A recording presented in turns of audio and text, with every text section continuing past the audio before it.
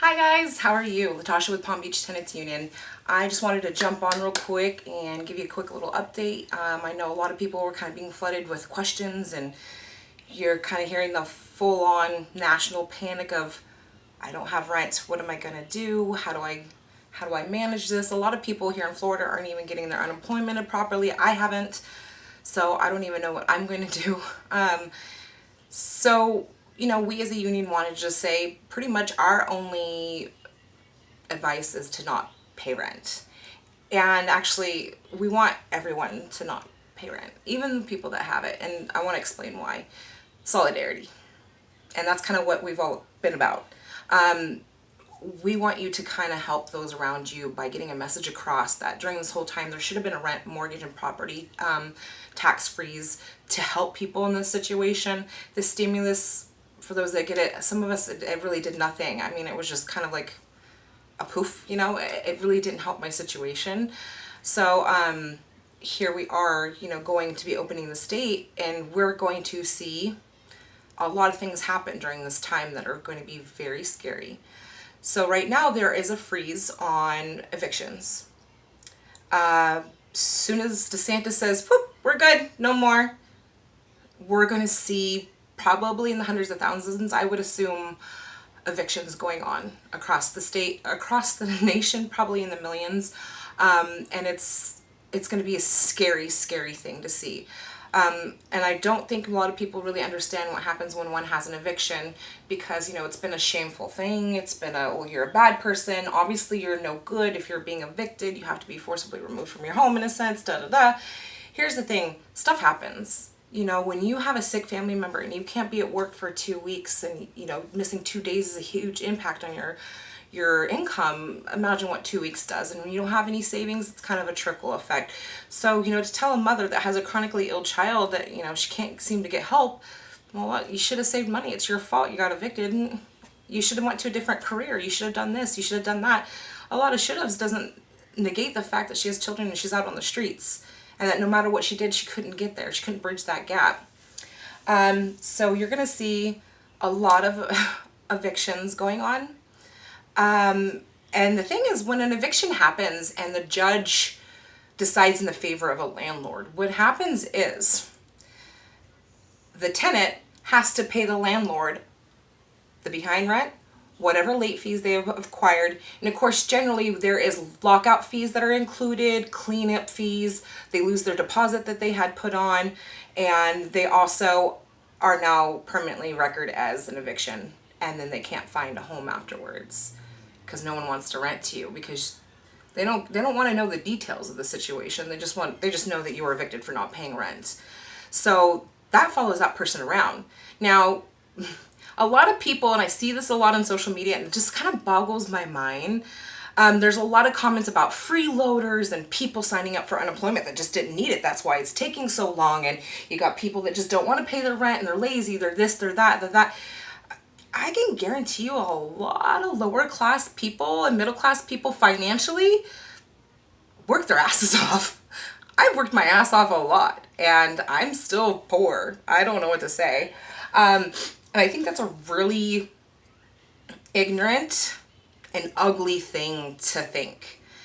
Because I see people just thinking everyone's to get out, to get one up on you. I'm trying to get better. And generally, and it always cracks me up, it's the people that are commenting on this. The people that own their homes, the people that are actually able to work from home, the people that have savings, the people that can do this, the people that have medical insurance. You always make comments about stuff that you have. And you feel just because you have, everyone, I mean, it was given to you, so therefore it's just given to everyone. It's not that way for you. It's not for everyone. So, I mean, you kind of need to change your mind on that because that's really just ugly, ignorant thinking. Because I can tell you a lot of these people aren't freeloaders. When you see a household where you've got 5 adults living in it and they're all working 2 jobs themselves to try to get by because they can't afford rent because minimum wage is under $9 in the state, you need to question the system. So, I digress. So you're going to see a lot of families on the street. You're going to see a lot of depression and addiction spikes because when you're on the streets, you kind of lose hope. It's just kind of like a snowball thing. It just gets bigger and bigger and bigger and bigger and bigger. And before you know it, you've got this weight of the world on your shoulder and you can't unload it. And no one's willing to help you unload it. Well, that's kind of what we're here for. And that's what we're trying to encourage in people, is to take the power back. America's for the people. The people weren't surviving before the pandemic. The people are dying during, and they're going to die after. We're going to put hundreds of thousands of people and children on the streets. Families are going to be split up. It is going to be more of a strain on the system now to have all these people displaced versus actually keeping them housed. I promise you. I promise you. It would be cheaper to keep people housed and fed than on the street, a burden to the system. So we're going to see that happen. We're going to see our welfare system get inundated. We're going to see our foster care system get inundated. We're going to see our nursing homes and care facilities get inundated. This wave is going to be big and it's going to be ugly. The only way to protect our citizens is to say we're not paying May rent. Stand up with me, stand up with each other, get to know your neighbors, organize, say no. Because I guarantee if millions of us do this, what are they going to do? They're going to have to reform. Now, we pay our government officials. We pay their wages with our taxes. We pay their wages with our votes. And we have a right to take care of our citizens better. Quit thinking about the bottom dollar for myself. Because there was a time we really had to lean on one another when we were little villages where we all needed one another, because if we didn't, we were going to die that winter. It's come again. We're here. If we do not band together, we are going to die together. And I would rather be alive. I would rather not be stressed out, and I'd rather my kids eat, and I'd rather have a roof over my head. Now, here in the state of Florida, there is 5 abandoned or vacant homes for each homeless person. 5 per one person. So say you got a family of 5 and they're all homeless. So there's 25 houses available out there. Think about it, guys. And the whole purpose is, well, they don't own it. Someone paid for that, da da da da. But what are you doing with it? You're letting it sit there for what? Some of these houses are just rotting. I mean, I walk around Lake Worth all the time. I see these abandoned homes. They're obviously not up to code.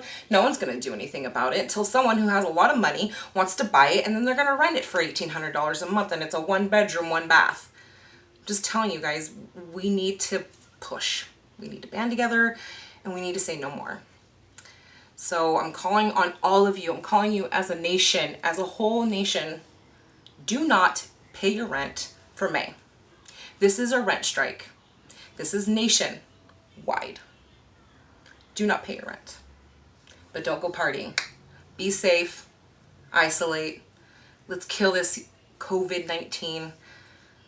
And let's come out a little stronger in the end of this, okay? Let's come together as a nation that actually cares about one another, that loves one another.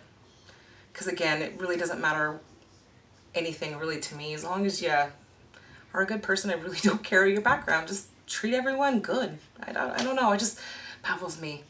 How do you do that to people? How do you do that to families? How can you as a judge sit there and go, Crystal, you had toxic black mold in your apartment. You had roaches. You had backup sewage. You had retaliation. You had harassment. You had all these things go on in this horrible Stony Brook apartments owned by millennia who gets millions of dollars in tax breaks and subsidies and loans. But I'm going to kick you and your family to the street. And then every landlord after that's not going to want to rent to you. That's what people are dealing with right now. The system is flawed. The system is flawed. Be part of the solution. It's really simple. Really simple. Instead of, licking that envelope, putting it in the mail, just go, you know what? I'm going to keep this until we have a better solution for people. Just do it. Just do it. Where's Shia LaBeouf when I need him?